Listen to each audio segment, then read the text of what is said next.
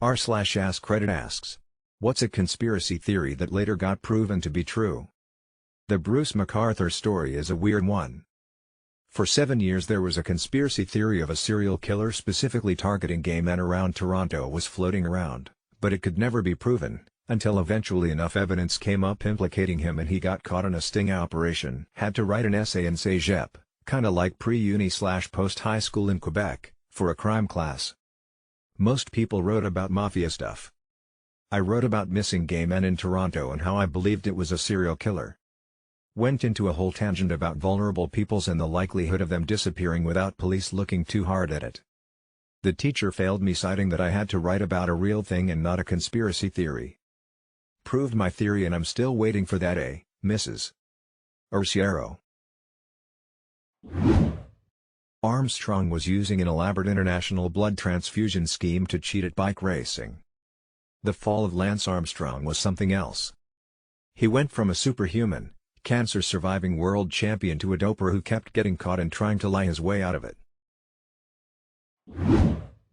Jeffrey Epstein was trafficking women and children for some very elite people on a Temple Island.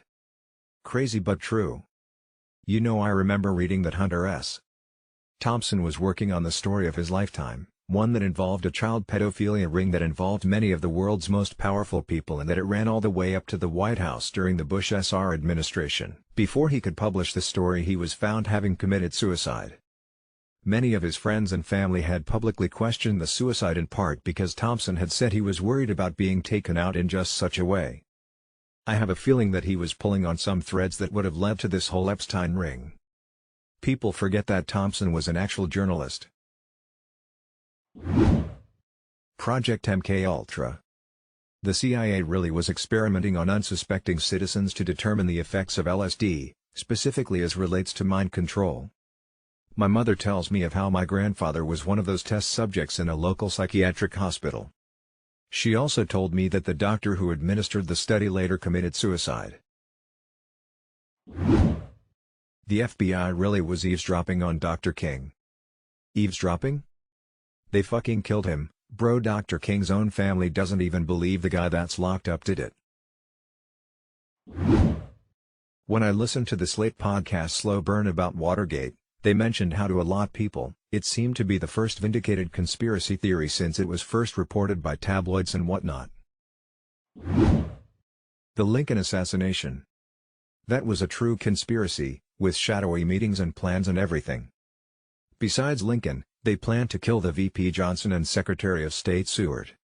Unlike movie conspirators, most of these guys were dolts. The VP assassin chickened out.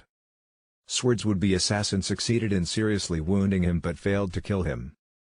JWB succeeded but was caught and killed a couple weeks later. They were all rounded up, and in the heat of the times were executed. Even Mary Surratt, who owned the boarding house where they met, was hanged.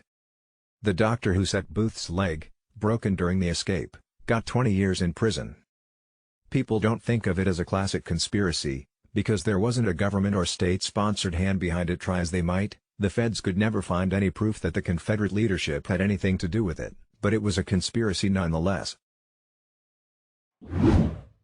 No one gonna bring up Operation Sea Spray? The Navy was testing bacterial weaponry in 1950 on San Francisco. They released pathogens off the shore and calculated that there was enough for the whole population to get a dose. Caused a spike in urinary tract infections and a guy died.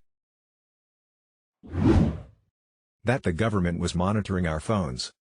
Honestly, this is the weirdest for me because of the simple fact that I never knew it was a conspiracy. I always assumed this to be just a natural facet of life. I was so confused when this blew up because I never knew they weren't officially doing it. The Epstein case really opened the door to conspiracies for me. I lost all trust in our government. Like, this man had dirt on tons of high-level politicians and celebrities and magically kills himself before he has to testify? And nobody seems to be aggressively getting to the bottom of it? He was running child sex rings with world leaders. What the actual fuck? Why are we not up in arms over this? What's also shocking to me is how little the media covered it and how it's pretty much already blown over. What else has the government covered up? I believe the child sex ring is still going on. It hasn't stopped, Epstein was replaced with someone else. That the FBI spied on Ernest Hemingway. So I'm reading a book on this right now, and his life was extremely interesting. He was a poi for the communists because he sympathized so heavily with the working man, but he refused to call himself a communist because he was pretty unpolitical. But while he was covering the Spanish Civil War, he was unknowingly shooting communist propaganda films that were very popular in the US and with the president at the time.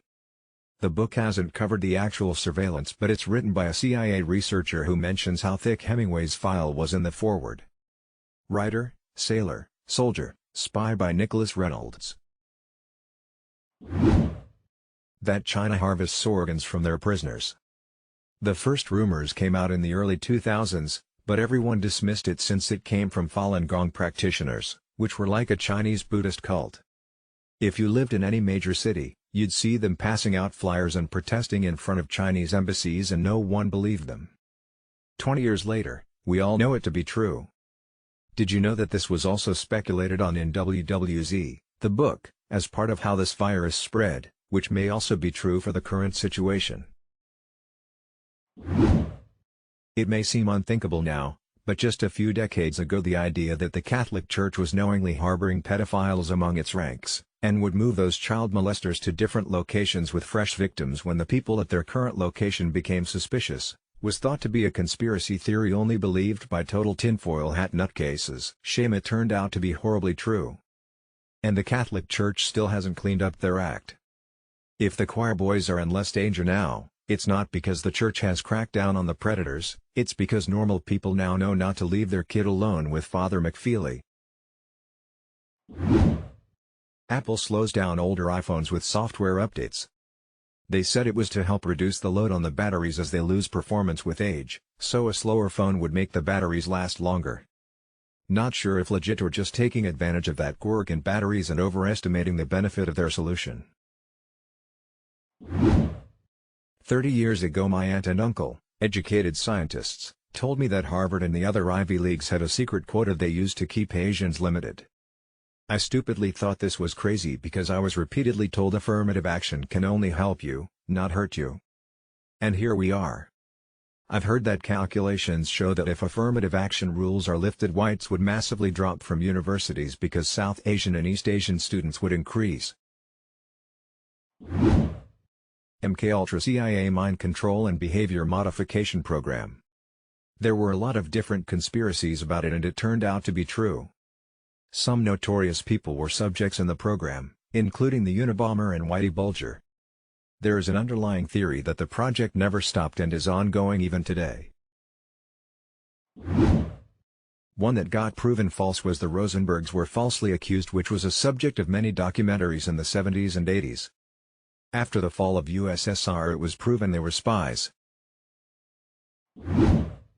That we've had a female president before. There was a theory that Roosevelt was ill and bedridden for the latter part of his second term in office and that his wife was secretly running the show, making most of the decisions. Turns out it was true. Many people who were part of Roosevelt's staff at the time admitted it years later. There was an old conspiracy theory that during Prohibition the government was poisoning alcohol to prevent people from drinking, and even up the strength of the poison. Apparently 10,000 people died.